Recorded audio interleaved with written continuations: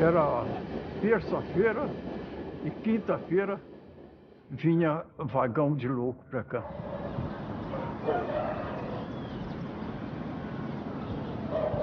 Não tinha nada diferente.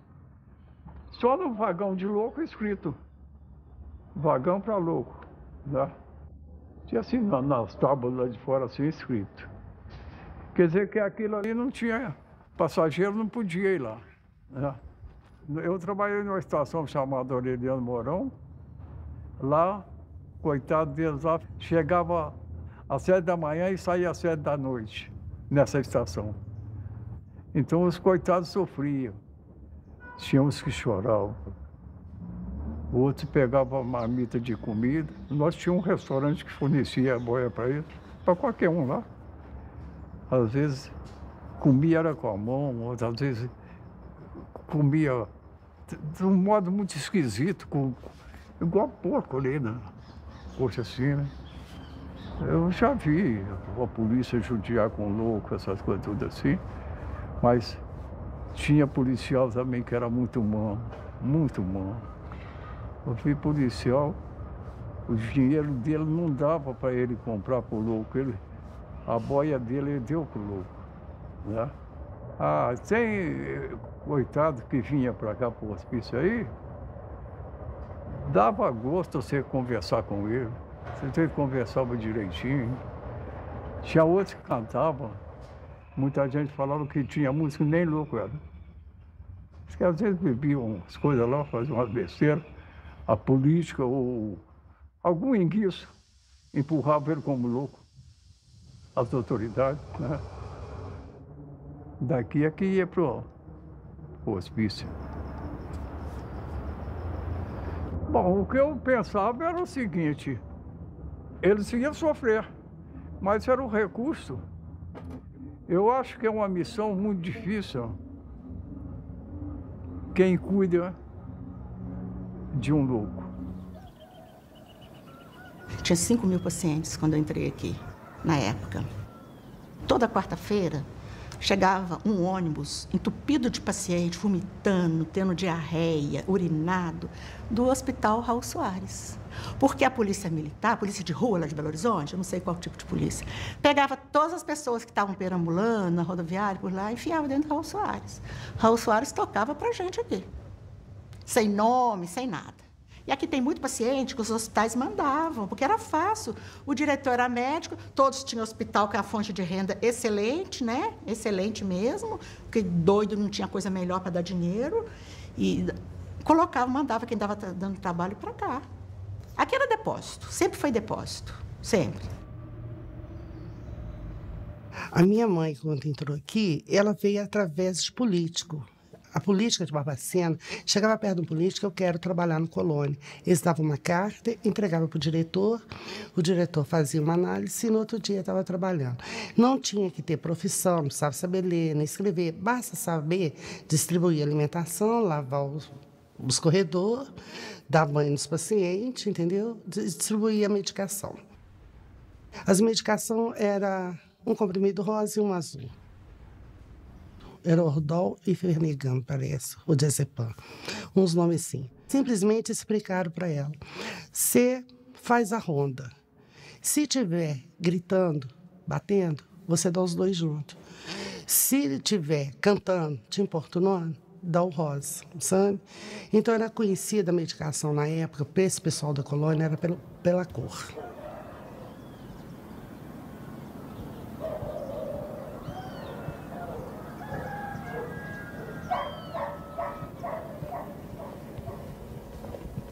O final do século XIX em Barbacena é marcado por um mito que se cria na cidade, no Brasil como um todo, de que aqui havia um clima muito especial, clima serrano. Ele era o oposto daquele momento em que o Rio de Janeiro é tido como uma cidade insalubre, das grandes febres, das grandes epidemias. Então, de certa forma, a elite do Rio de Janeiro, que é a capital do Brasil, então começa a descobrir em Barbacena um lugar para se tratar. E não é só das doenças respiratórias, das doenças clínicas. As chamadas doenças nervosas começam a ter espaço no antigo sanatório, que é o ancestral do Hospital Colônia. O antigo sanatório, que funcionava nos prédios que hoje compreendem a assistência aos alienados, ele era um lugar de muito requinte, com os talheres de prata, com um menu muito charmoso, todo em francês. Ele tem uma linha de trem exclusiva para atender essa clientela que chega. A mesma linha que depois vai ser comparada com as linhas que os nazistas usavam para o complexo de Auschwitz. Então é uma história paradoxal. Ela começa com um requinte de um spa de luxo para pessoas ricas, que depois foi adquirido pelo governo do estado de Minas Gerais e ao longo do século XX se transformou no terrível Hospital Colônia de Barbacena.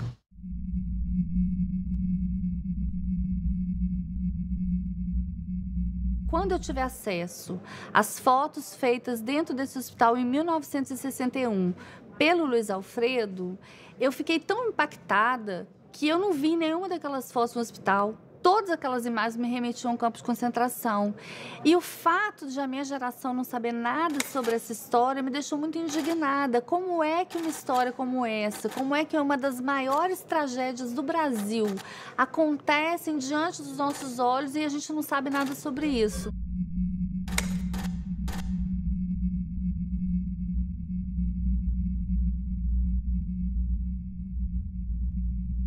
Eu descobri que o Brasil desconhecia uma das suas piores tragédias.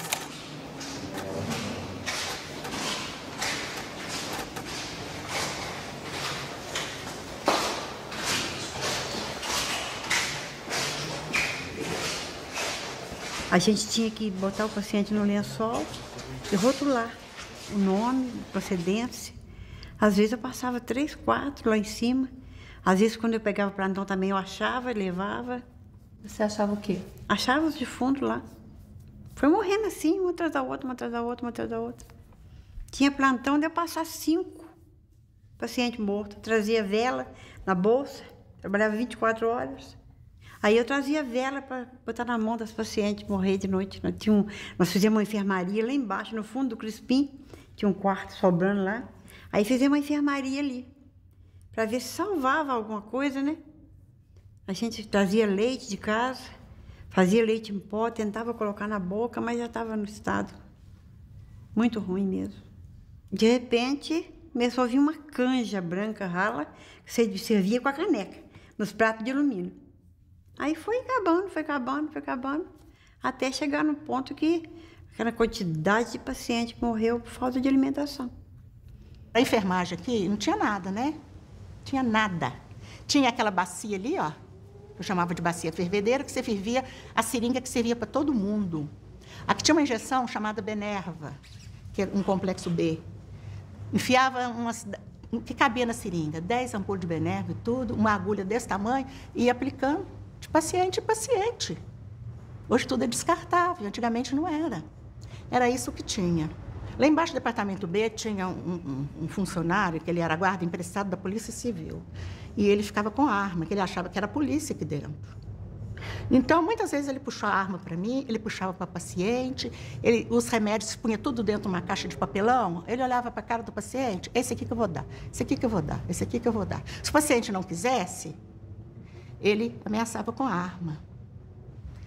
Era um médico para 3 pavilhões. Eles chegavam na portaria do pavilhão, chamavam os funcionários e aplicava a medicação para ser aplicada. Tinha pavilhão igual o Crispim, que era o horror dos horrores. 400 pacientes, homens, tinha uma grade fechando, tudo violento, sem medicação. E se você entrasse lá, eles pulavam em cima de todo mundo. E nessa época eu não via comprimido, não via não. Eles davam xarope aí, que o farmacêutico fazia, né? E o eletrochoque, que era muito usado. E aquelas muito agressivas, muito violentas, que não tinha resposta, que não tinha as medicações que tem hoje em dia, dava eletrochoque. Que eu, por sinal, fiz muito eletrochoque, bastante, não tinha outra coisa. Muito paciente deprimido, recuperava, mas a gente não dava com anestesia na época, mas eu fiz bastante, era eu e o Dr. Zé Carlos. Fazia 1 ou 2 vezes por semana, Mas os pacientes seguravam direitinho, acalmavam o paciente, dava carinho para eles. E eu punha no mínimo para dar o eletrochoque. Dei muito. E a gente punha assim na cama, mais de 40 pacientes. Sabe? Eu ficava com tristeza porque eles viam, um via o outro tendo as coisas, né? Mas a gente mandava eles fazer uma oração, conversava com eles e tudo. Eu costumava pôr de 5 em 5. O médico vinha, passava as voltagens. Aí era um aparelho quadrado assim, com dois negocinhos de pôr aqui na testa, aqui, na fonte, né? Aí você ligava o aparelho lá na parede, lá na eletricidade, aí ele já passava a voltagem, já do tanto que o médico mandou. Aí você tinha que ter uma vasilhinha com um pouquinho de água de sal, pra você passar, para o eletrochoque pegar. Então ele dava aquela crise forte, assim, sabe? A gente punha um pano na boca, assim, já tinha... As buchinhas já ficavam prontas ali, esperando. Já estava tudo pronto. Você botava a buchinha na boca para não morder a língua e segurava, 2, 3 pessoas segurando, porque ela debatia muito. Eu tinha pavor. Mas você aplicava eletrochoque? Eu não aplicava, eu ajudava, né? Segurava, né? Bom, era por finalidade terapêutica, né? Mas, de repente, aparecia, às vezes, um imprevisto, né? O paciente, às vezes, né, fazia umas travessuras, né, e, às vezes, tomava eletrochoque.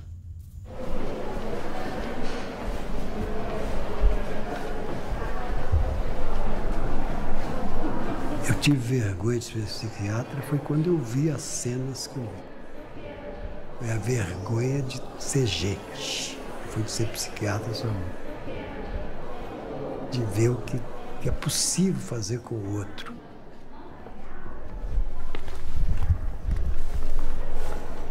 As impressões eram as piores possíveis, porque o cheiro, né, a pobreza, o som que não existia, a fala que não existia.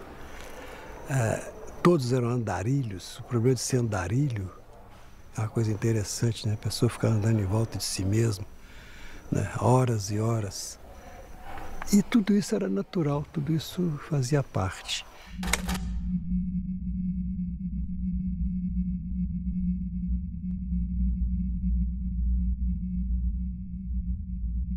Uma das coisas mais impressionantes dessa história é a situação dos meninos de Oliveira, exatamente porque eles tinham, ao contrário dos pacientes do Hospital Colônia, eles tinham algum tipo de deficiência física ou mental. E os pais sentiam vergonha desses filhos e encaminhavam esses filhos para um depósito de crianças chamado Hospital de Oliveira. E aí, quando esse hospital fecha, esses meninos, eles acabam mudando de depósito e acabam sendo encaminhados, então, para o Hospital Colônia no início da década de 70. E veio mais de 100 crianças, acho que 140 crianças para cá. Veio um ônibus cheio. Vieram os 3 funcionários. Quando pega que o filho é seu. Pacientes que a gente não conseguia pegar, precisava 2, 3 pessoas, todos com alguma deficiência física, nem falavam. Era isso que tinha aqui. Tinha um pavilhão de criança aí na FEMIG, eu ficava lá. A gente tomava injeção de impregnar, o corpo da gente ficava todo torto assim, ó. Ficava todo torto. A gente fazia força para descer o braço assim, não conseguia, doía muito. Dava choque lá. A gente ficava no pátio lá pelado, ficava na cela pelado também. Jogava água na cela, a gente ficava dentro da água na cela, ficava apanhando lá, aqueles enfermeiros, sabe? Batia na gente lá. Você é da onde? Belzonte, Passo Antifigênio, pai do tio, pai Antônio Antônio Paulino, meu pai do tio, me criou desde pequeno assim, ó. Eu fui lá em Belzonte e não vi ele mais. Mãe morreu. Quando eu era neném, ela morreu. Cheguei com 12. Toninho, você tá com quantos anos? Não sei mais, não.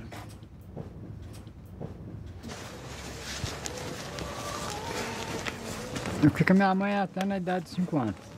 Ela teve problema de tuberculose, na época não tinha cura, a doença não era erradicada e ela morreu.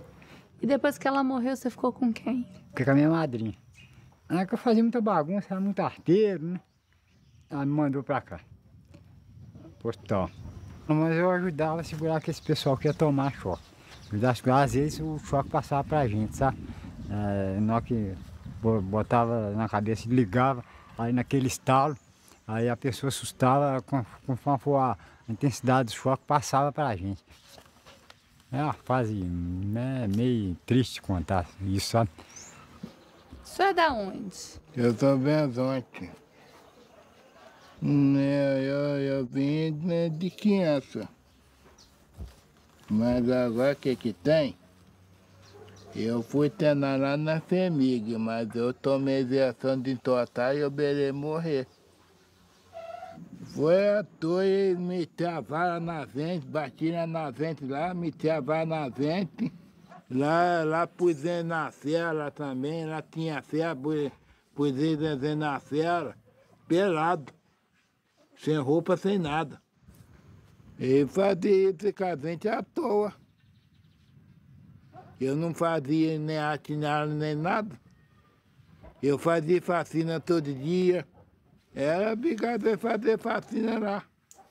Não fizeram, ele me ticou na vente lá. Xingava a vente. Meu pai não internou e orar. Meu pai não internou e orar. Ninguém veio me visitar, nem aqui nem lá. Ninguém. Eu tô com saudade do meu pai até hoje.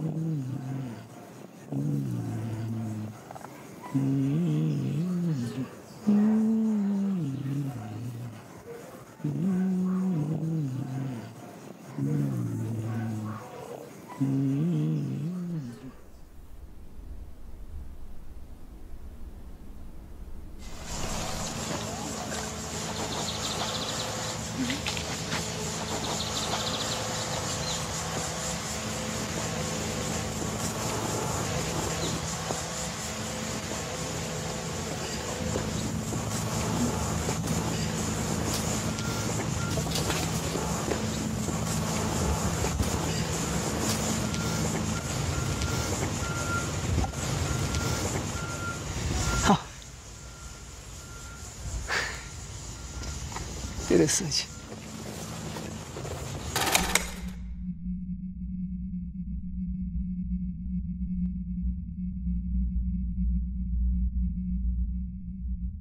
Eu estou sentindo que eu estou todo arrepiado. Talvez seja alguma coisa que não depende da opção consciente, né? Mas deveria ser alguma portaria. Eu não tenho memória mais. É 35 anos, né? Essas coisas, elas têm uma memória muito... elas estão guardadas num espaço muito escondido na mente da gente, entende? Elas têm uma relação muito com dor, com sensibilidade. Eu fiquei aqui por volta de 4 horas com um grupo de médicos. Aqui, né? Aqui não é das crianças, será? Talvez fosse a coisa das crianças, mas não tinha essa cerca.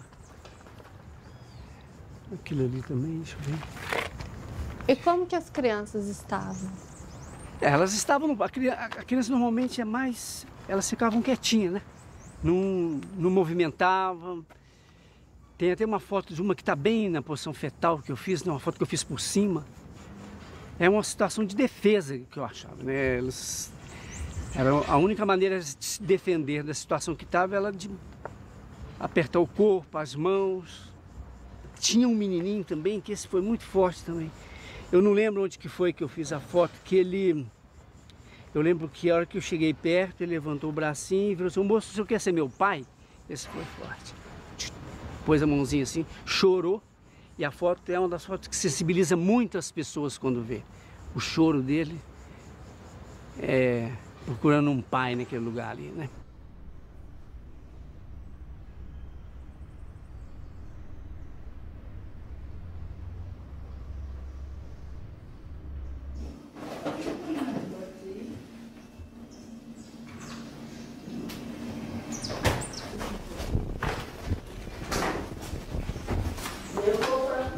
Era criança.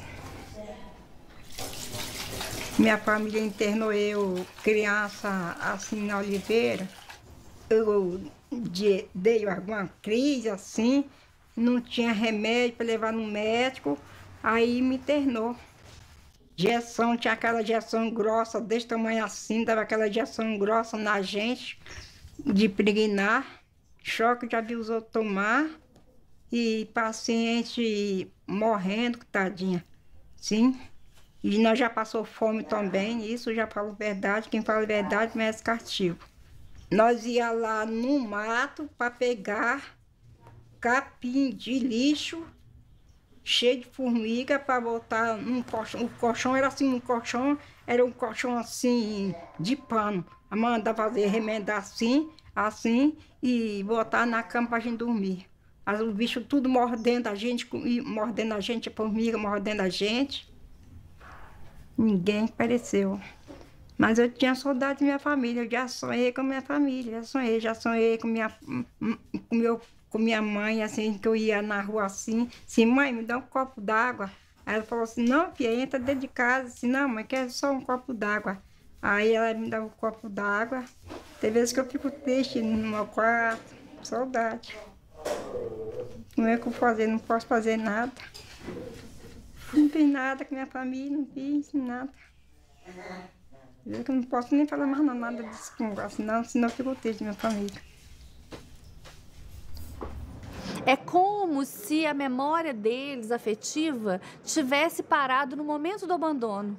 Eles tivesse sido congelada ali, no momento do abandono, quando os pais deixam eles ali e nunca mais voltam. Quando os sobreviventes puderam falar, é impressionante o impacto que isso teve dentro do Brasil, quantas pessoas se sentiram envergonhadas pelo tratamento que durante décadas e décadas foi oferecido para pessoas consideradas indesejáveis sociais, a forma indigna que o Estado brasileiro e que a sociedade brasileira trata e tratou essas pessoas, é uma herança que nos envergonha.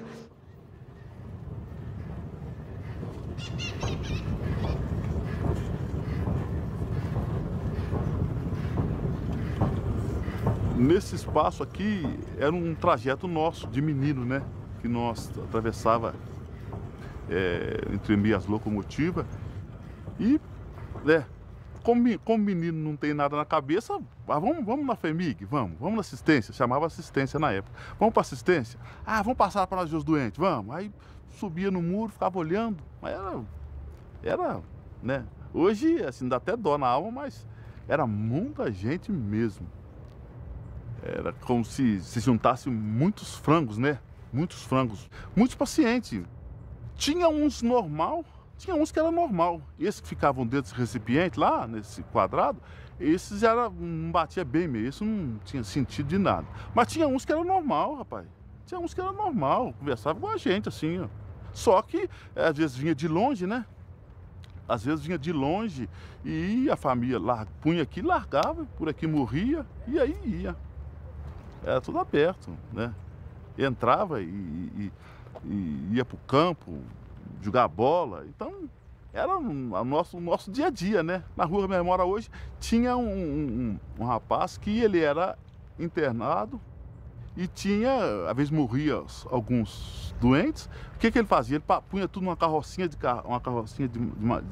ferro e punha os doentes ali. Às vezes ele passava na rua da minha casa. Então nós pedíamos para ver, abre aí para nós ver os defuntos. Aí abria, nós víamos os defuntos, fechava, né? E ele subia com aqueles defuntos e tal. E tinha dia que nós corria atrás também da carrocinha e nós ia até no cemitério para ver ele jogar os defuntos. Fazia um buraco grande, jogava 5, 6, 7, pronto, e acabou. Sem caixão, sem nada. Não tinha nós de caixão, não. Entendeu? Então, para nós era comum, né? É igual hoje, você vê carro na rua e ficar admirado. E hoje é um dos cemitérios só que está desativado.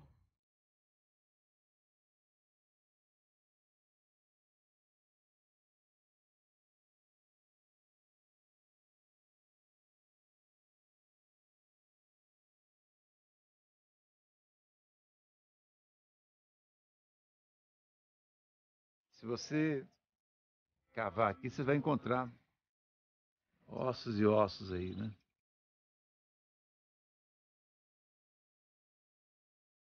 O cemitério era uma cultura de que as pessoas não poderiam ser sepultadas junto dos chamados normais, né? Os suicidas, assim como os negros e também os loucos tinham que ter um local para sepultamento.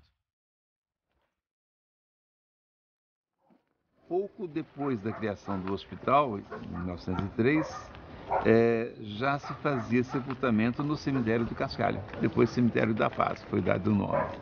Esse cemitério ele é criado praticamente junto com a criação do hospital. E os corpos vinham num caixão improvisado e aqui julgava e levava o caixão de volta.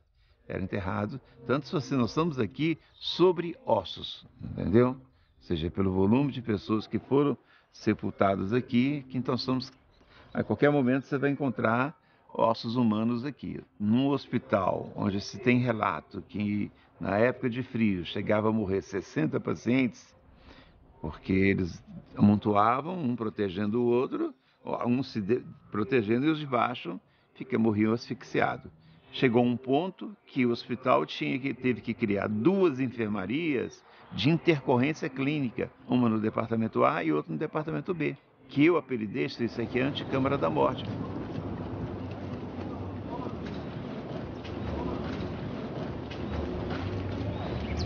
Aí eu ainda, diretor, chego os moradores, os vizinhos começavam a queixar do cheiro, ou seja, então percebemos que a terra já não estava absorvendo a quantidade de mortos, então nós resolvemos encerrar o contrato e não mais permitir o sepultamento de pessoas aqui nessa instituição. É muito estranho você imaginar um hospital que já tinha acoplado a ele um cemitério, porque a expectativa do hospital não era curar, era levar essa vida até onde fosse possível para finalmente sepultá-la. No primeiro momento do hospital, as coisas funcionaram de uma forma diferente. Ele cumpriu o papel baseado na medicina francesa, pelo menos até a década de 30. É onde eu sempre afirmo que a partir do Estado Novo, o regime forte, né, as coisas começam a complicar dentro da instituição.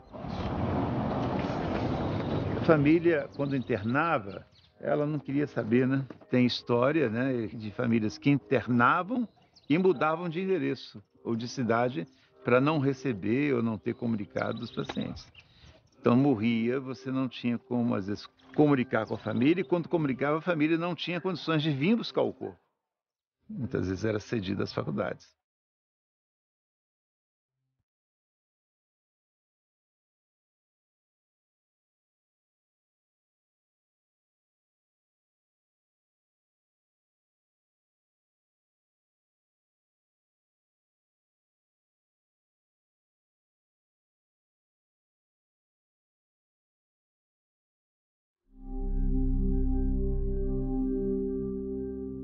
Como é que vocês descobriram que eu nasci, criei, comandei tudo de hospital, que eu entendo de hospício, do Hospital Colônia, mais do que o hospital mesmo.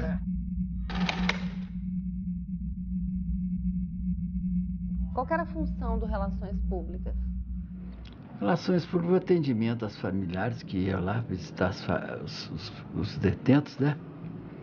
E eu tinha um relacionamento de coisa, a secretaria era aqui na ala feminina, né?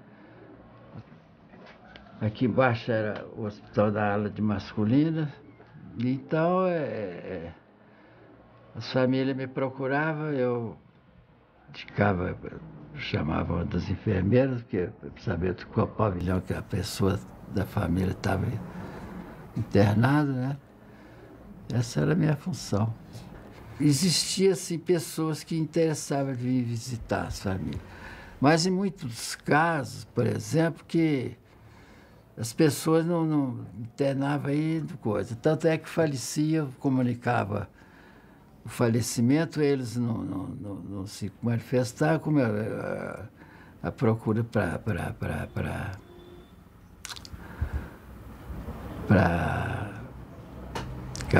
essas faculdades era enorme, né?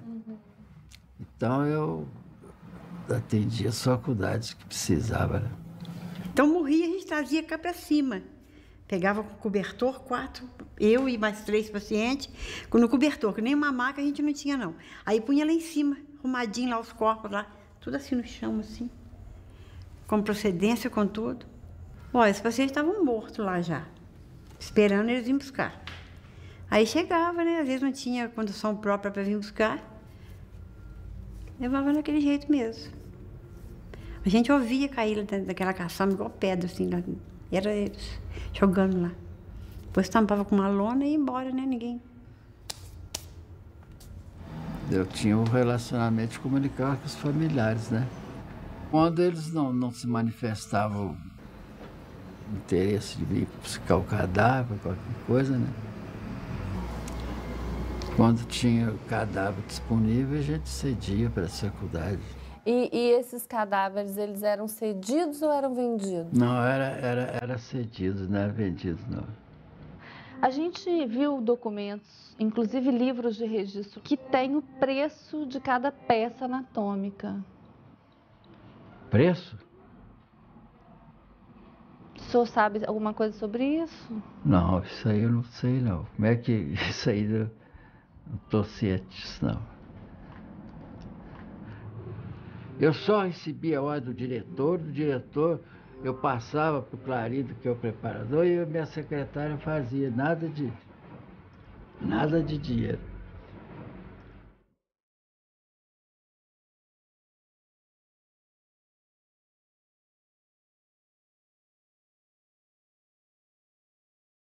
Faculdade de Medicina de Valença, Fialho, tá o seu nome aqui. Essa letra é sua? Essa aqui é. Essa é a letra do senhor? É.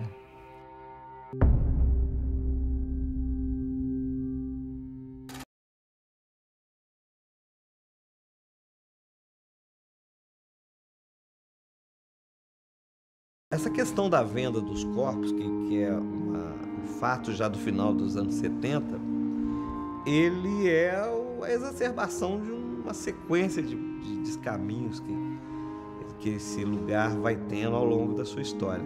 Quanto menos hospital ele fica, e mais prisão, e mais reclusão, e mais depósito de gente, mais margem para essas coisas que hoje a gente percebe como absurdas se dá para acontecer.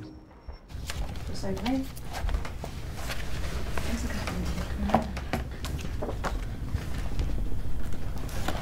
Era um pavilhão muito bonito, sendo os pavilhões mais antigos do hospital. É o pavilhão Antônio Carlos, né? É um colonial de respeito, porque não é qualquer um que faz um pavilhão desse aqui. Muito perfeito. Esse aqui hoje é onde está funcionando a cozinha. Foi tirado o telhado e reformado para a cozinha. Estão montando a ferragem para encher o concreto. Um é o João Preto, paciente, tá vendo? Todos são pacientes, tá? Esse aqui da Possível com o paciente. Esse é o paciente que tomava conta dos porcos lá na Possível. É um paciente que, inclusive, ele morava, tinha um quartinho dele, tinha um chuveiro dele. Você daria o cigarro e ele está lá, tranquilo. Eu vivi muito dentro do hospital por ter contato com a minha família lá dentro, eu ia muito, né? Andava lá dentro, tinha regalia dentro do hospital. Então, estava lá, conversava com os pacientes. O estado dos pacientes, para mim, era normal. Porque os pacientes, eles não agrediam ninguém, eram os pacientes educados, conversavam. Eles precisavam de um afeto, né? Você conversar.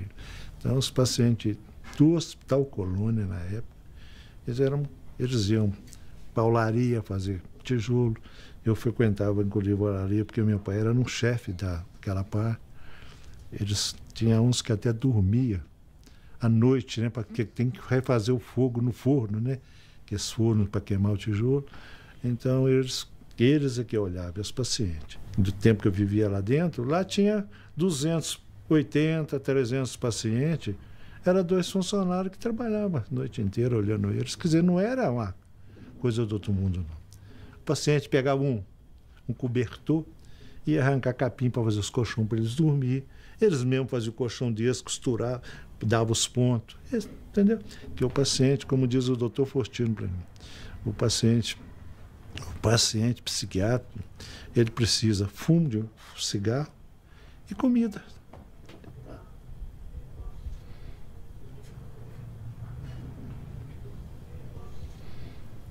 Incomodava ver eles assim?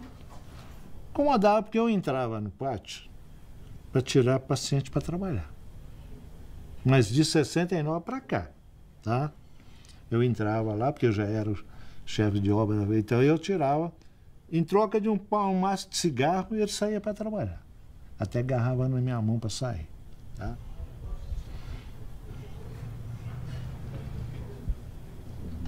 Os pacientes da colônia, os homens que eram bons, saíam para prestar serviço ao município, sabe? Calçar rua, capinar rua para o prefeito, sabe?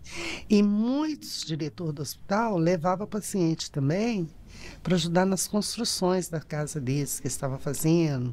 E levavam esse paciente para ser pedreiro, servente pedreiro, sabe? Mas ele não tinha pagamento, tá? Eles tinham, como diz o outro, mordomia de sair do pátio e ganhar um maço de cigarro, que eu passava aqui na secretaria e pegar o pacote. Isso aí. Eu mesmo, quando eu estava mexendo na reforma dessa casa, eu trouxe eles para trabalhar aqui. Eles trabalharam aqui comigo. Eu tenho um chão ali com os cacos de azulejo, foi o paciente que sentou.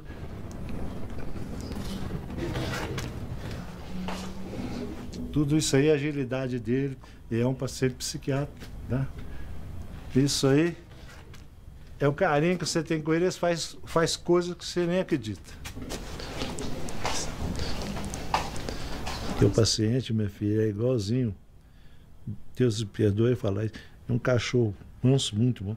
Ele atende igualzinho. Vem cá, faz isso pra mim. Sim. Não te cobra nada. Dá R$1 aí. Você pode chegar lá na colônia, não sei se vocês já chegaram lá. O paciente fala, não, R$1. Agora hoje não é mais um, não, porque acho que não está tendo. É 2 que está pedindo. Tá R$2 aí. As pessoas internadas aqui, que trabalhavam para a prefeitura gratuitamente, e aqueles que saíam para o mato para ajudar funcionários, ficavam outras pessoas, porque eles não ficavam andando no parque o dia inteiro. Por invés de contratar pessoas, usava os coitados para fazer esse trabalho. Não eram remunerados. Também é crime. Eu não sei até que ponto você vai poder falar que ele está explorando. A minha parte, eles iam para tirar o do pátio para fazer terapia. Era um trato. Eles iam, eles fizeram o pavilhão deles, que está lá, até, e eles vibravam. Ele saía passear. E eu acho que o próprio funcionário que tirava, ele não pode pagar, porque ele está no trabalho dele. Então, agora, se alguém pegava funcionário, paciente, para levar para trabalhar na casa dele sem pagar, sem nada, aí não, eu não conheço. Eu nunca ia usar isso e não ia deixar ninguém fazer isso com meus pacientes que estão comigo. Tá?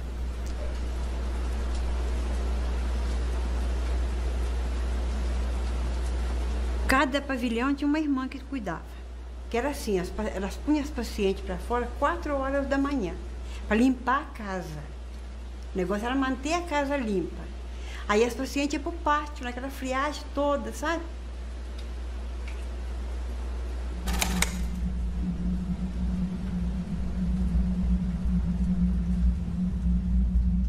Tinha irmã de caridade aqui na época. Uma ou outra ajudava a gente. Eram boas tudo. Outros atrapalhavam a gente. Sabe? Mas a limpeza no pavilhão que elas estavam era limpíssimo. Desde que os pacientes ficavam todos entulhados dentro dos pátios. Arrumou, pôs as coxas brancas de piquê, ninguém podia entrar. Elas rezavam terço com as pacientes. Elas tinham essa função de ir lá, rezar, orientar, entendeu? Se a gente precisasse de alguma coisa, elas é que tinham que vir fazer a licitação para vir buscar no almoxarifado. E ficava ali. Um certo tempo de manhã. De tarde você já não via mais elas. Elas exploravam muitas pacientes para fazer crochê, trabalho manual. Então, essas pacientes trabalhavam separadas. Trabalhavam só para as irmãs. Não faziam nada para ninguém. Tinha o dormitório escolhido, né? Era o primeiro dormitório de cima, que era o mais limpo. Ali só ficava elas. E elas recebiam para isso? As pacientes? É. Ah, não. Às vezes, assim, muito raramente, sabe? Mas, assim, um bolo que fazia lá na casa delas, que levava lá um pedacinho para elas. Mas muito raramente. Essa irmã Helena Coelho, que era a mais velha, ela era econômica, né? Que trabalhava no almoxarifado. Então, todo lugar, você sabe como é que é. Tem essas corrupção mesmo, né? Que a gente está vendo hoje, né? Então, vinha a carne de segunda e o dono da carne recebia como de primeira. Mas não deixava de dividir com elas, claro.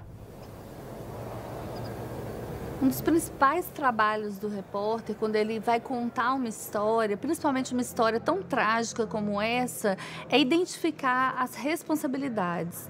E a primeira coisa que eu quis fazer quando eu entrei dentro do hospital e quando eu comecei a ouvir os sobreviventes, que pela primeira vez foram procurados, que pela primeira vez ganharam voz, eu queria que alguém me dissesse de quem era a culpa. E eu fiz essa pergunta centenas de vezes para centenas de pessoas que eu ouvi.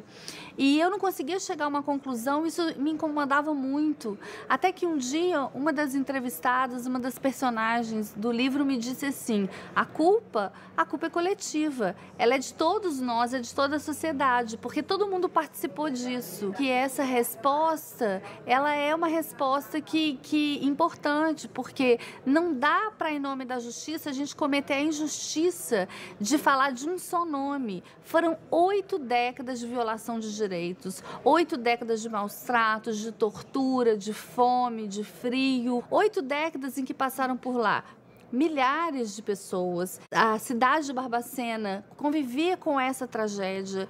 Os funcionários conviveram com isso, as famílias deixaram seus parentes lá. Então, assim, os médicos participaram disso de alguma forma. São muitas pessoas envolvidas. Para que uma tragédia dessa ela exista, ela aconteça durante 80 anos, é preciso que haja uma omissão coletiva. É lógico que a gente nunca vai poder tirar a responsabilidade do Estado brasileiro, porque o Estado brasileiro era o responsável por cuidar daquelas pessoas e o Estado falhou. Todos falharam com essas pessoas, todos falharam com as 60 mil vítimas do Colônia.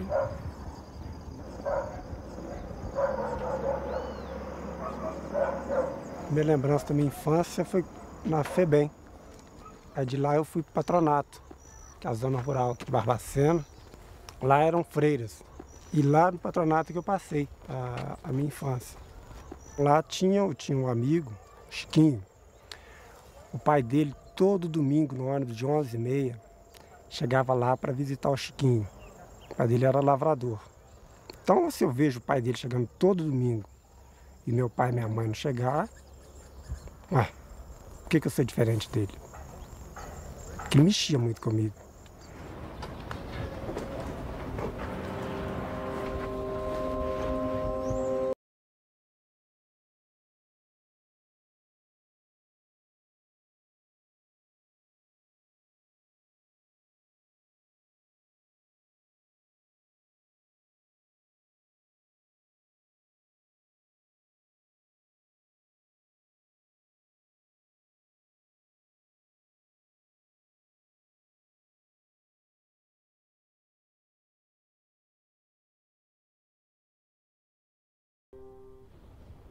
Assim que eu ganhei o João Bosco foi pro berçário e eu vim também pro berçário. Cuidar das crianças, cuidar do João Bosco. Cheguei lá no domingo, estava na hora do almoço da irmã. Aí, daí a pouco ela chegou. Os meninos maiores daqui foram tudo lá pro Pinheiro Grosso. Aí eu virei e falei, mas o João Bosco também foi? Ela falou, foi. Eu virei e falei, não podia ter mandado o menino para lá sem minha autorização. Aí eu até com ela. Você não tem direito de falar assim comigo, que eu não podia mandar o menino para lá sem sua autorização, porque quem manda no menino sou eu. Ela tá muito alterada comigo. Vamos dar um choque nela. Aí pegou por aqui, ó. Aí veio 2 guardas. Aí me arrastaram. Me arrastaram para a sala de choque. Aí me deu um choque. A irmã me deu um choque, a irmã Tereza. Aí ela virou e falou comigo assim, aqui, você não volta aqui mais não, porque se você voltar aqui, outra vez, se você voltar aqui, vou te pôr no pátio. Aí nunca mais tive contato com ele. Eu saí da FEBEM, não tinha para onde ir, não tinha como me manter, não tinha dinheiro para me manter. Eu morei no quartel pelo menos até o ano de 99, ou seja, 12 anos eu morei no quartel. Eu não tinha Natal, Ano Novo, isso eu não tive, porque eu não tive a família para eu poder passar com eles. Quando a minha mãe morreu, espalhou todo mundo. Aí foi que eu saí para começar a trabalhar, né? Eu tinha 10 já para 11 anos, né?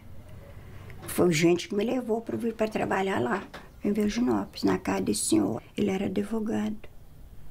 Que você vê ele com o meu patrão, eu na casa dele, empregada, uma criança.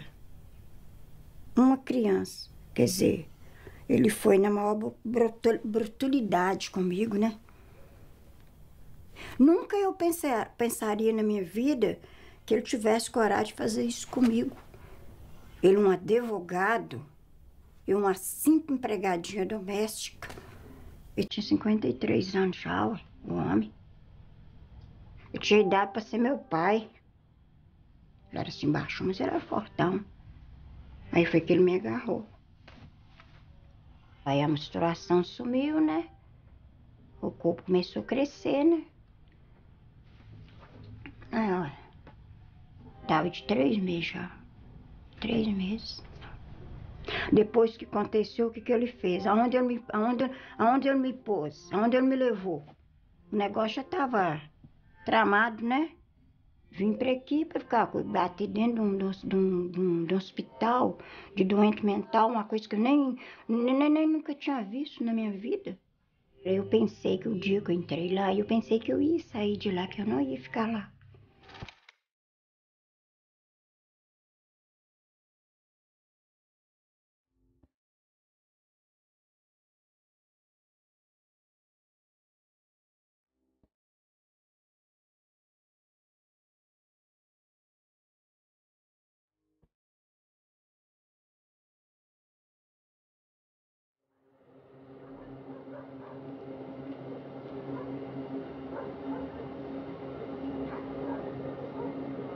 Fiquei mais crítica quando eu descobri a minha história e eu procurei a FEMIG, né, atrás de explicações, a forma que eu fui recebida.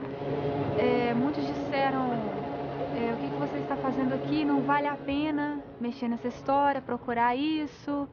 Ela não podia ficar comigo, ela não teve escolha. Muitos se colocaram no lugar dos meus pais adotivos, mas ninguém foi capaz de se colocar no lugar da minha mãe. Chamo Sueli Aparecida Rezende, nasci em 1955, dia 2 de julho, numa sexta-feira em São Paulo.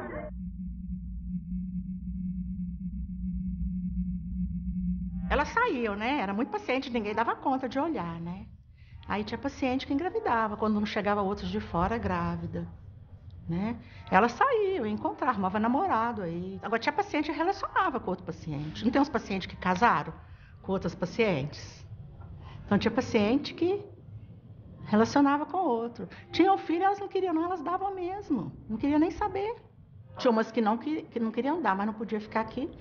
Porque tinha uma irmã de caridade de Belo Horizonte que levava os filhos nascidos aqui para a FEBEM, de Belo Horizonte. Eu achava isso uma agressão. Tirava os filhos e levava. Agora, as funcionárias, muitas pegavam. Tem muita funcionária que pegou criança aqui, criou e deixava as pessoas verem. A Sueli era o terror de todo mundo, né? Muito difícil, agredia todo mundo. Ela passou por vários lugares. O último lugar que ela ficou foi lá nos modos residenciais, que lá era de paciente tranquilo e tudo. E ela adaptou melhor lá. Mas teve uma filha, né, que foi pega por uma funcionária aqui. E nesse inteirinho teve muitos problemas. Entre a mãe que adotou, entre a Sueli, entre essa menina que nasceu. Eu lembro assim que foi a mais problemática. Ela sofreu que queria a filha dela, né? E a moça que pegou Ela não trazia, não levava a Sueli, porque não tinha condição. Não trazia muito aqui, não. Diferente de mim e de outras pessoas, né? Eu descobri por acaso uma contradição da minha mãe, né? Começou por aí, que eu questionando sobre a gravidez, como que eu tinha nascido, ela disse que foi parto normal. E eu lembrei que anos atrás ela havia falado que era uma cesárea. Que mãe que se engana sobre isso? E descobri que eu não era filha dela, que eu tinha sido adotada e que minha mãe se chamava Sueli e estava no hospital. E depois eu conversei com a funcionária também assustada, e ela confirmou que ela tinha falecido mesmo, e que isso tinha ocorrido há 1 ano. Estamos todas de azulão, lavando o pátio de pé no chão. Lá vem a boia do pessoal, arroz cru e feijão sem sal. E mais atrás vem um macarrão, parece cola de colar balão. E mais atrás vem a sobremesa, banana podre em cima da mesa. E mais atrás vem as funcionárias, que são as putas mais ordinárias.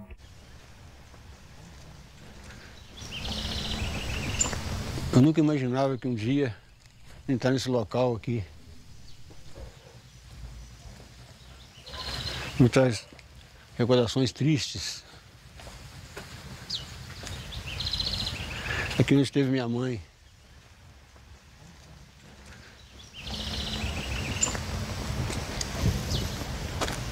Foi seu pai que mandou ela pra cá? Não, não sei se foi, não. Eu não posso garantir porque eu era pequenininho, não tinha condições de saber. Eu não posso falar uma coisa que eu não sei. Ontem eu estava lendo o livro, né, antes de vir para cá. Daí o Bernardo, meu filho de 8 anos, chegou. Aí, meu pai. Daí eu mostrei, filho, aqui, ó, essa aqui é sua bisavó. Mostrei a foto, né? Ele falou, pai, como é que ela fez para participar disso? Não, filho, ela não participou disso. Ela esteve lá e viu uma foto de uma cela, né? Pai, por que ela estava lá? Eu falei, diziam que ela era louca. Né? Daí eu falei, uai, mas eles prendiam os loucos? Por que eles prendiam, filho? Porque ele pensava diferente, ele via um mundo diferente. Né? Você entendeu? Eu falei, não, nem eu, filho, nem eu.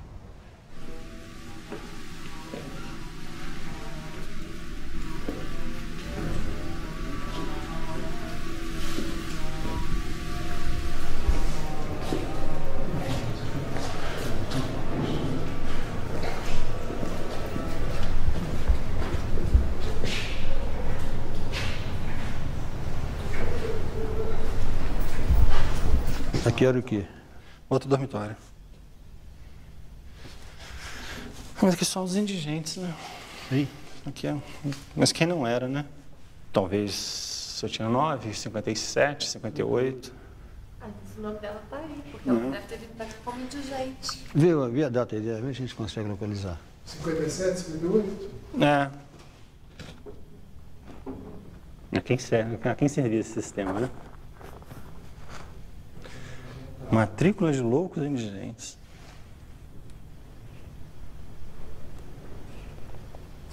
Preta, preta, branca, parda, preta. Não dá pra achar, não. Tem que ser com mais calma. É muita gente, né?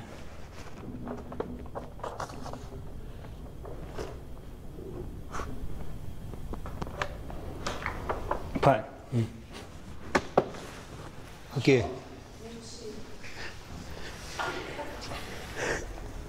Era minha mãe. Entrou em julho de 56. Casada, tá vendo? Tá vendo? É casada. E meu pai dela como indigente, tá vendo?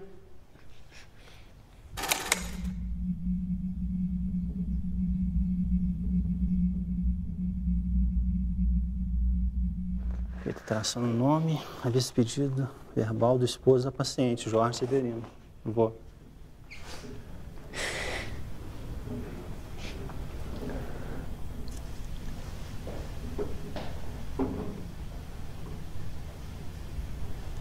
Onde é que fica aqui? O que o cara fez aqui? Quem trouxe ela pra cá? Oi? Quem trouxe ela pra cá? Aqui. Não, ele, o avô pediu, né? A alteração do nome dela, porque constava Leonor Correia de Castro. Aí alteraram, né? Leonor Correia de Almeida. Ok. A vista pedido verbal do esposo da paciente, Sr. Jorge Severino de Almeida. Foi cruel, não foi? Escondeu-se de mim.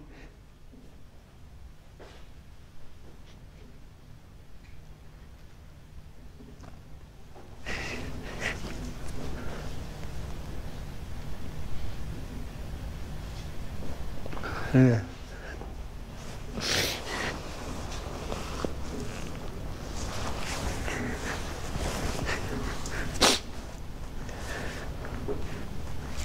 Eu não sabia que tinha mãe, tá vendo? Escondeu-se de mim. É. Eu dormindo na rua, não sabia que tinha mãe. Com 9 anos.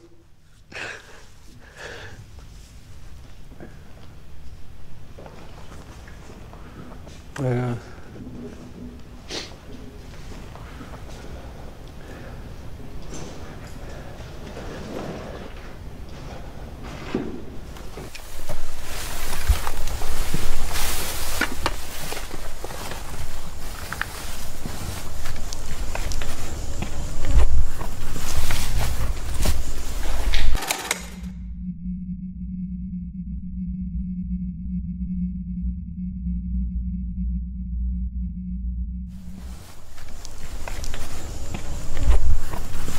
Em 1961,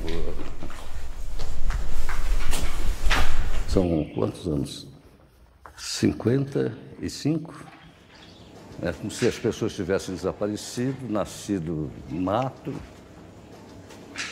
E foram 6 horas, eu queria ter ficado 6 dias. Mas eu acho que eu não conseguiria produzir muito mais do que isso. Se havia coisas piores, eu não sei. É como se fosse um pesadelo que eu tivesse vivido aquelas 6 horas. A emoção, a ficha caiu no dia seguinte, ali era só profissionalismo.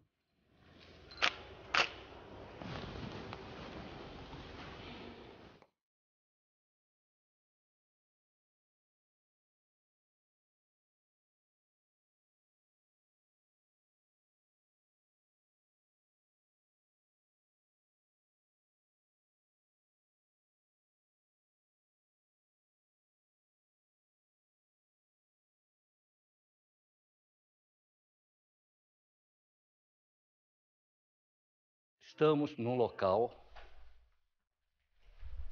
com os vestígios, com a arquitetura, com as mesmas condições arquitetônicas da época.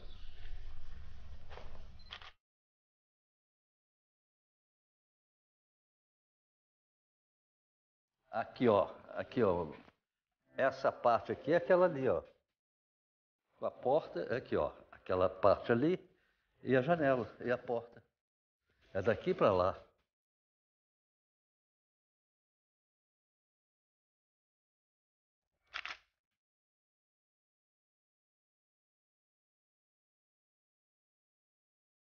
Realmente fizemos uma foto ainda no local quase que intacto. Só esse envelhecimento faz parte da história, né?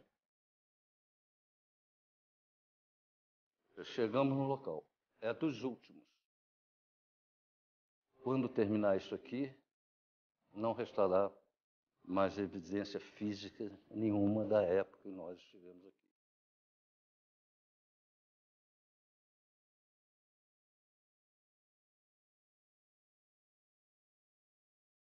De tudo que eu vi em 20 anos de profissão, nada se compara a isso. Essa é uma das coisas que eu fiz que marcaram mais. É isso. Mais nada para falar.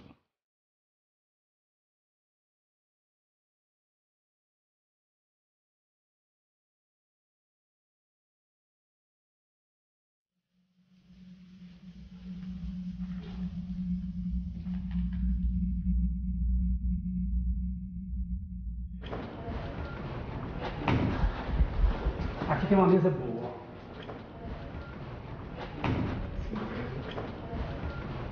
Aqui, ó. Dá certo esse aqui, ó. O significado é muito diferente, tá vendo? Eu entrei porque era uma grade. A condição dele dizem que era de violência, no entanto, aqui também, essa aqui é forma, entendeu? O pavilhão das mulheres, elas abertas, elas vinham para a porta. É o discurso básico. A maioria delas não tinham distúrbios, vamos dizer, neurológicos, que alguma podia ter alguma coisa que a fisionomia mostra. Mas essa senhora, essa aqui, e olha o tanto que está lá no fundo.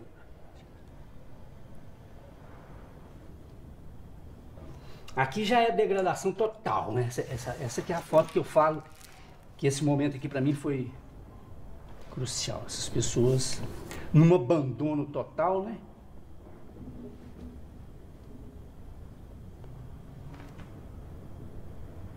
Essa aqui foi muito forte. Presta atenção naquilo que eu falei das mãos e dos pés. A perda da mobilidade, do contato com o chão ou com o outro, que a mão perde a mobilidade, o pé vira um negócio. Aqui, olha para você ver. As mãos têm que ser recolhidas porque não tem com o que fazer o contato, né? Aqui a do afeto, da troca de carinho, as mãozinhas delas aqui.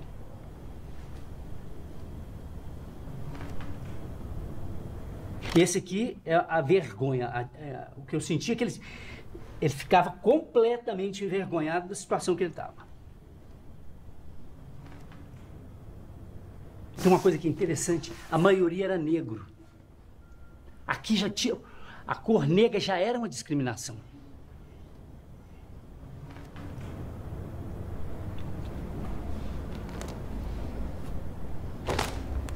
Aqui, olha.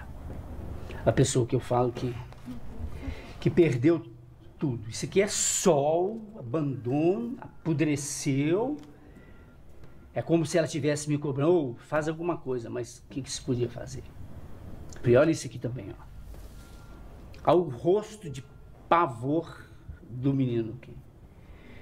Olhando para lugar nenhum. Você pode imaginar você no lugar mesmo, como filho, como criança, sem uma resposta. A boneca está aqui, mas a boneca está algemada. Ó.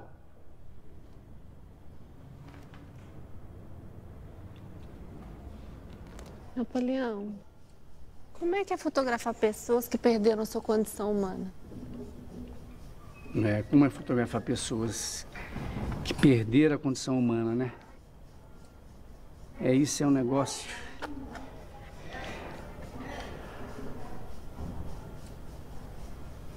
Como que é fotografar? Tem umas perguntas que são feitas que para mim nos chama de koan. São perguntas para exatamente quebrar a sua lógica cartesiana para entender. A resposta dessa pergunta é a não pergunta. Você tem que chegar nisso, entende? Como que é isso? A resposta, ela não pode ser lógica. Então, como é que é fotografar um ser humano sem condição humana? Você tem que conviver com isso para ter essa experiência, entendeu? Que muitas vezes a resposta a um negócio desse é quase que um silêncio de respeito a essas pessoas que não tiveram um retorno para a vida, né? Essa desumanização que foi institucionalizada naquela época, né? Esse número de 60 mil pessoas que tiveram a morte antecipada numa instituição e por uma ciência que se propõe a fazer elas ficarem vivas, né? Propõe elas melhorar. Isso é uma coisa muito séria, né? Eu não sei a âmbito da condição do ser humano que isso pode significar. Isso é a palavra que você falou é uma tragédia. Alguma coisa que era para fazê-las estar numa situação melhor destruiu essas pessoas, né?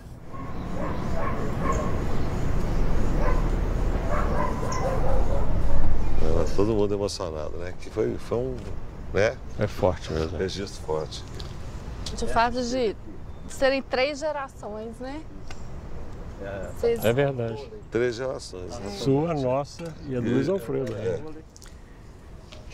Mas gravei Dona Conceição aqui, ó, pois é. Gravei a Dona Conceição aqui com a turma toda, né? Todas se juntaram aqui na porta, assim, né? Foi aquele chique. grupo fechado, assim. E ela de porta-voz. Nesse pavilhão não tem médico. É preciso de um médico. Tá aqui para esse pavilhão porque não tem. E como é que foi, assim, quando vocês chegaram a primeira vez, assim? O que vocês viram? Qual foi o impacto que vocês tiveram?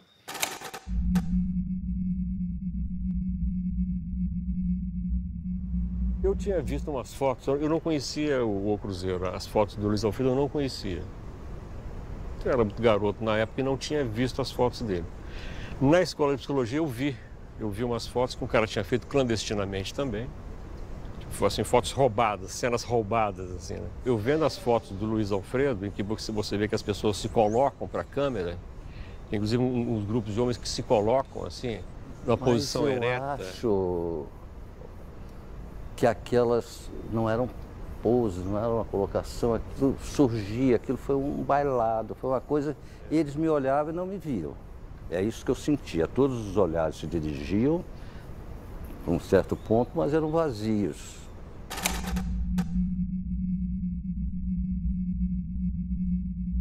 Você veio pra cá, né, com a cara e com a coragem, né, velho? Sem recurso, como é que foi? Equipe de 5 pessoas. Quando a gente veio aqui naquela visita que viemos juntos, né?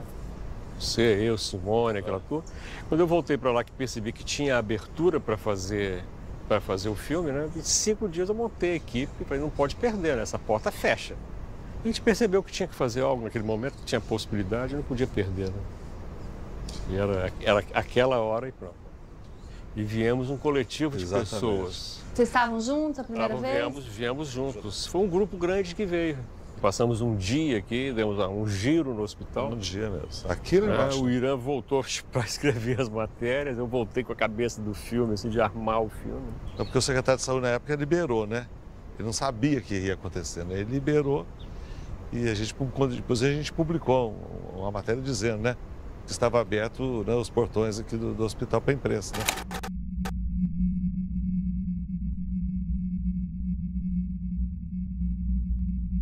Nada se aproximava do que a gente viu aqui ao vivo, os pátios, a quantidade de pessoas, os pátios cheios, sabe? O pavilhão das mulheres, dos homens, das crônicas. Se tem uma coisa que para mim ficou guardado para sempre, quer dizer, e não está no filme porque o filme não tem, é cheiro.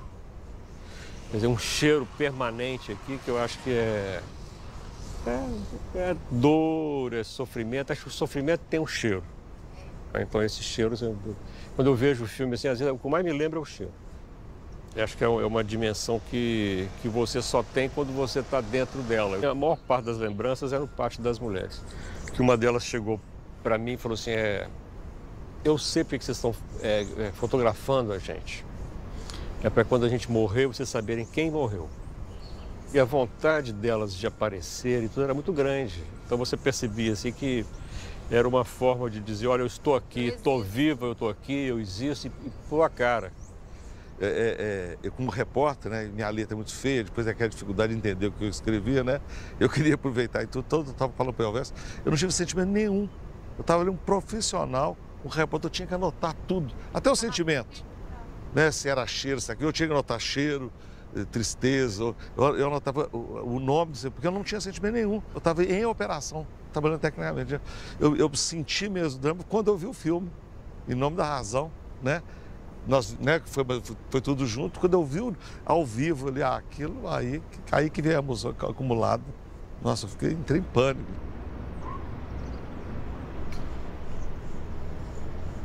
Agora, o que eu senti, assim, aí relembrando agora, assim, o meu sentimento era de que a gente estava cometendo aqui dentro uma transgressão. A gente estava transgredindo.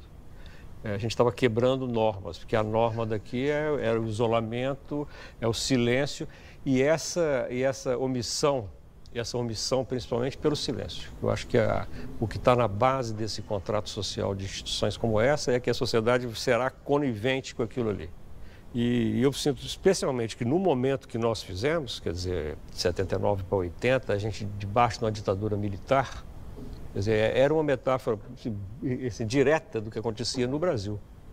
Do silenciamento, né? Do silenciamento, e a gente estava entrando, quer dizer, aí eu acho que, até comentando com o Irã, o título da matéria dele, Os Porões da Loucura, é perfeito, assim, é perfeito porque naquela época a gente falava no Brasil nos porões da tortura. Da ditadura. Os porões da ditadura, os porões da tortura, quer dizer, era o que era a voz corrente. Eu sinto que naquele momento a gente estava participando de uma revolução.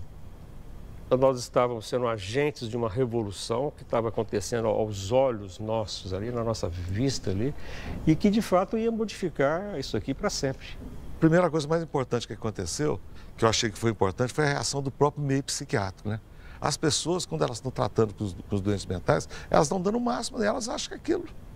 Elas não tinham consciência disso, né? Então, essas pessoas, se você criticar o trabalho dela, elas ficam revoltadas.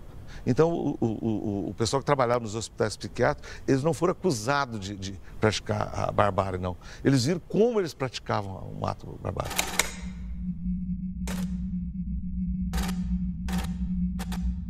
Eles se identificaram, né? Então, o que aconteceu? No primeiro momento, eles ficaram revoltados. Eu recebi muita crítica, metendo pau no meu trabalho, metendo pau não sei o quê. E depois eles viram o tamanho da atrocidade que eles estavam envolvidos. Isso que fez o que aconteceu, a revolta psiquiátrica, que partiu deles mesmos, e eles ficaram revoltados. Eu acho que a gente ajudou a proporcionar esse cenário.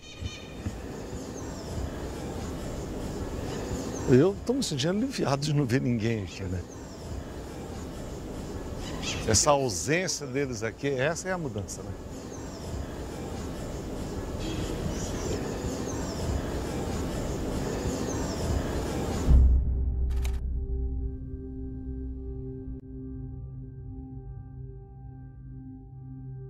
Em 73, a FIAP, Fundação Educacional de Assistência Psiquiátrica, resolveram dar uma reforma aqui dentro e pôr funcionários, porque não tinha, só guardas.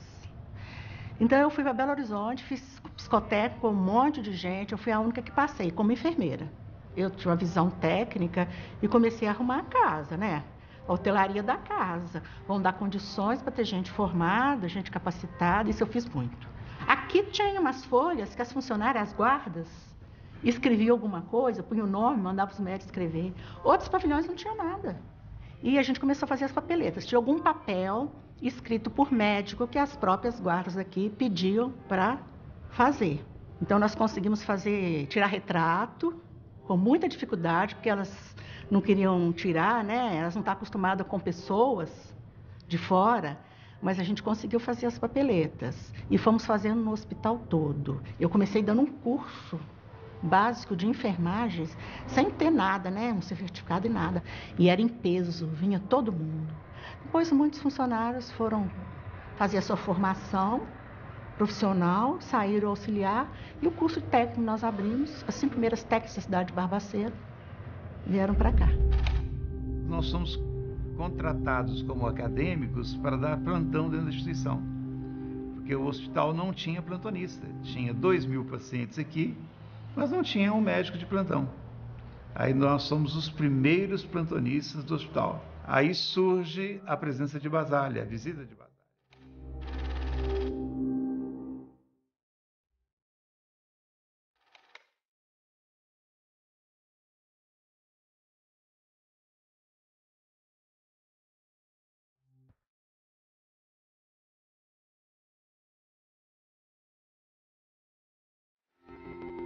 E ele conhece as instituições psiquiátricas, onde ele chama isso aqui de um campo de concentração. Ele vem, faz a crítica, e Basálio passa a ser um símbolo, passa a ser uma bandeira da nossa luta por mudanças do modelo assistencial.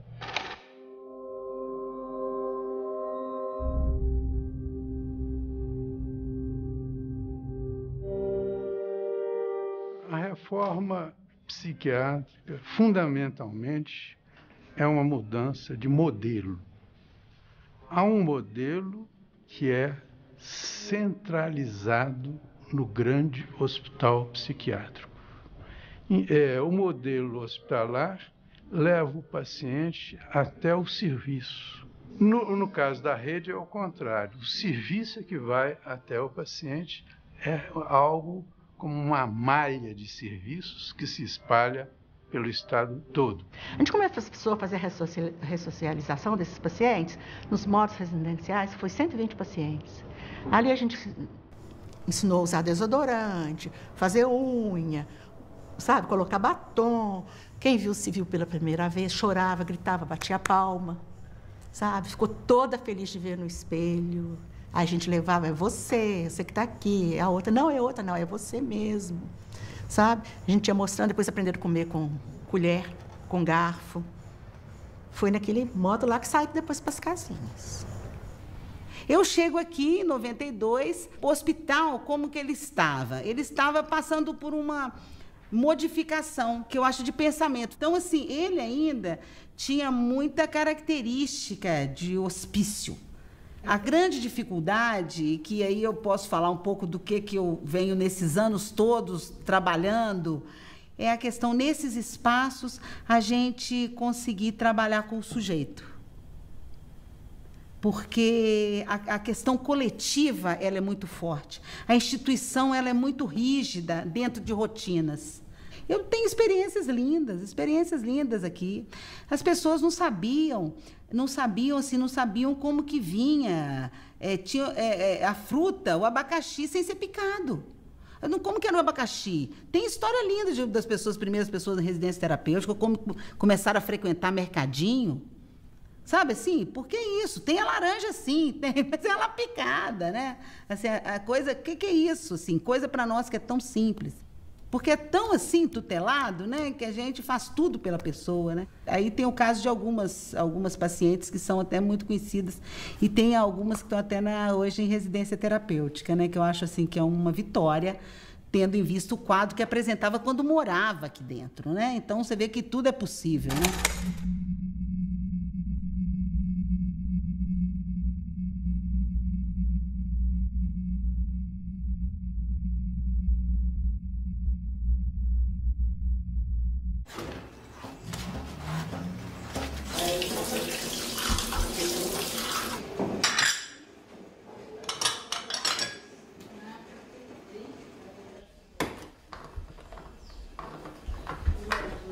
Eu já viajei um dia de avião. Parece que eu estava entrando dentro de casa. Você não teve medo, não? Não. Aí eu falei assim, eu quero ficar na janela. Aí eu fiquei na janela para ver o movimento. Ele fazia... Buh. Aí ia subindo lá pro céu, parece que ia lá pro céu. Lá. Aí ele falou, aí depois ele me chamou. Chama a menina aqui para mim, a Elzinha, para tirar o retrato com ela. Aí eu fiquei junto com ele lá, dirigindo o avião, tiraram o retrato lá comigo. Aí depois eu sentei lá, lá de novo, aí fiquei lá vendo o avião subindo. Entrava na nuvem, tudo depois que estava na nuvem, depois ele falava assim, daqui a um minuto eu vou chegando. Aí depois... baixando devagarzinho, aí baixava, aí todo gente de fora que ia tudo, aí a gente descia. Eu gostei mais do avião e do piloto. Ai, ai.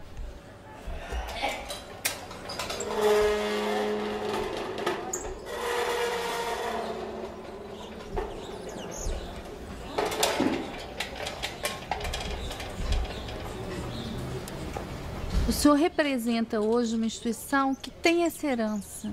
O senhor acha que nós podemos falar em culpa do Estado ou em dívida histórica que o Estado tem com essas pessoas? Com os remanescentes, certamente, né? O Estado, na medida que,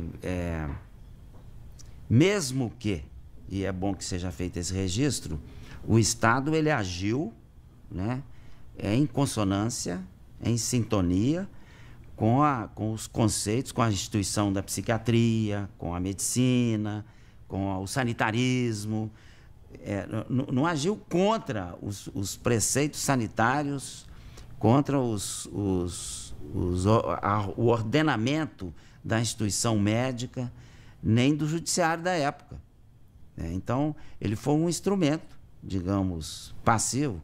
Então, é do Estado, mas é de nós todos. Eu acho que esse reparo tem que fazer. Tem que avançar, até porque a política do Estado é desinstitucionalização. né? Já tem muitos anos que a gente está trabalhando nessa lógica, né? Conseguimos fechar vários hospícios nesse país, mas que não tem recuado na política de saúde mental.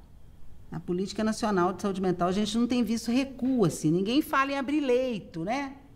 A integração, a escola inclusiva, o tratamento ambulatorial, o apoio familiar, o foco deve ser esse, né? E isso alcança tudo. Alcança a educação, alcança a assistência social e alcança a medicina. Mudou muito nesse sentido, que hoje realmente as pessoas têm um tratamento com dignidade. A vida hoje é digna aqui. Eu costumo dizer que se nós ainda tivéssemos a mesma realidade, nós estaríamos hoje com milhares e milhares e milhares, porque ainda permanece a tensão na sociedade. Eu posso me ver livre dessa pessoa. Aquela comunidade pode expulsar aquela pessoa do seu convívio. Aquela família pode se desincumbir. Aquela pessoa, ela de alguma maneira incomoda, eu mando para Barbacena. Quer dizer, isso, eu acho que essa é a raiz, né? É a noção, é a ideia de que é possível uma instituição que segrega as pessoas. A sociedade ainda tem muito de higienista. E o discurso da periculosidade, ele dá suporte a esse higienismo, né? Eles usam a agressividade para cometer violência. Nós enfrentamos hoje um problema grave, que é a da judicialização e das internações por ordens judiciais, sobretudo, e na sua imensa maioria, para pacientes usuários de drogas, os dependentes químicos. Quer dizer, por essa via, você pode ressuscitar, não uma situação como essa, mas no fundo, uma certa destituição da humanidade de alguns pacientes. A gente tem que estar sempre lutando para que essas coisas não se reproduzam, não nesta intensidade. Não nessa intensidade, porque isso aqui realmente eu acho que nós avançamos. Acho que a sociedade não tolerará jamais milhares de pessoas nessa condição. A vigilância, ela tem que ser permanente.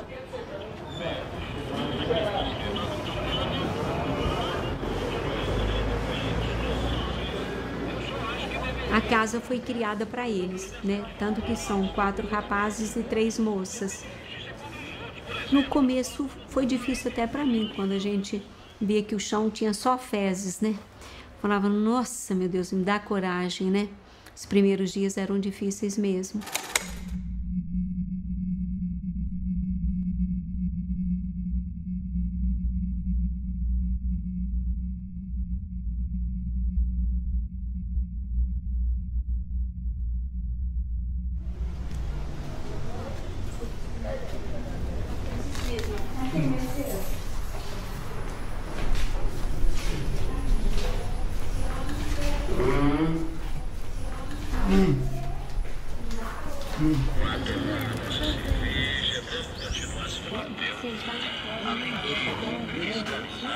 Dá para entender essa linguagem que não é uma linguagem verbal, mas que você vê no corpo, né? E eu acho que foi mais através de olhar para eles e entender, né? Por exemplo, às vezes o Albino estava numa posição e eu falava, não, o Albino está se sentindo incomodado nisso aqui, vamos trocar, vamos deixar, né? Porque não tem rigidez. Eu falo, olha, gente, vocês vão me desculpar, mas quem trabalha aqui não tem rigidez de nada, não. Por exemplo, quer andar, anda, quer levantar, levanta.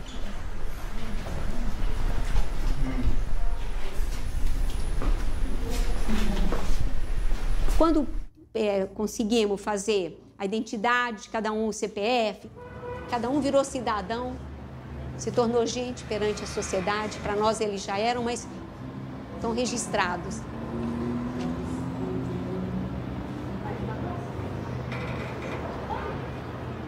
E o Silvio é aquele menino lourinho que tinha uma opção de moscas, né, em cima dele. Quando ele estava daquele jeito, passa alguém e fala, essa menina tem mais que morrer. Essa menina aqui é esse menino que é um galã de cinema, porque ele era louro, o cabelo era mais bonito. Hoje eu envelheci, mas eles também. Então o cabelo era todo lourinho. Eu falei, esse é um menino que é um galã de cinema. Aí ele estava lindo mesmo, aí todo mundo ficou impressionado.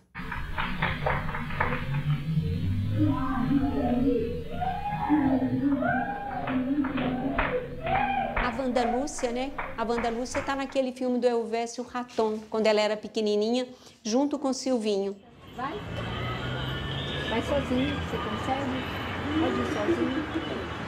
Eu acho que, na medida que incomoda, você mostra que existe uma outra possibilidade, que as pessoas conseguiram também sobreviver àquele terror, né? Conseguiram. E eu acho que tem que admitir que houve tudo isso mesmo, né? As pessoas poderiam não estar pensando em maldade, mas não sei, às vezes elas eram maldosas também, né? Porque o doente, ele não tinha voz, né? O que a gente entendeu mesmo o nosso, né? O nosso também não fala, mas a gente dá voz para eles.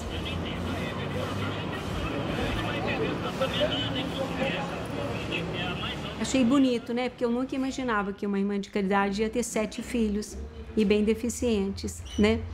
E que a gente acreditava que poderia modificar. E para mim foi na minha vida de irmã de caridade religiosa foi bonito demais eu poder ficar com a curatela deles, né? De vez em quando alguém batia aqui na porta, até o diretor do Raul. Ô, irmã, eu posso colocar o rapaz que está lá? Não, né? Infelizmente não.